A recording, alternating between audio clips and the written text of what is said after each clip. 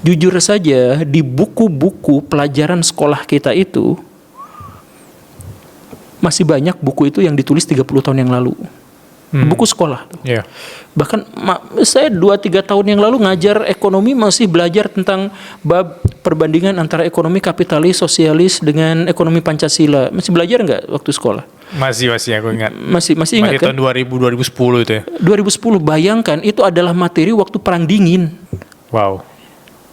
Tahun 1980-an kan, tapi masih dipakai diajarin tahun 2010 kan. Ekonomi itu misalkan kalau hitung ya bahasa kasarnya gitu ya, awalnya itu adalah ekonomi feodal, kemudian berubah jadi merkantilis, kemudian berubah menjadi kapitalis, kemudian dikritik sama sosialis, kemudian menjadi campuran, kemudian neoliberal, kemudian ekonomi hijau. Sekarang udah ekonomi hijau.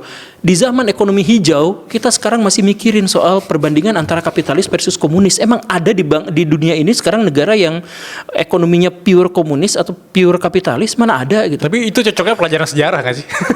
Ya enggak, maksudnya ya itu ya ekonomi gitu ya. Ya ekonomi itu kan masih belajar itu kan ekonomi Pancasila versus ekonomi ini gitu kan. Ya bahkan tergantung presidennya juga. Indonesia itu kadang-kadang sangat komunis, kadang-kadang sangat kapitalis gitu dalam ekonomi kan. Sangat dinamis ya. Ya sangat dinamis, ngapain juga belajar hal-hal yang seperti itu. Kalau misalkan mau belajar ekonomi, kalau beneran mau belajar ekonomi, pertama bagaimana cara kitanya memperoleh penghasilan. Kedua, bagaimana cara mengelola keuangan. Kemudian yang ketiga, bagaimana caranya kita menguasai aset.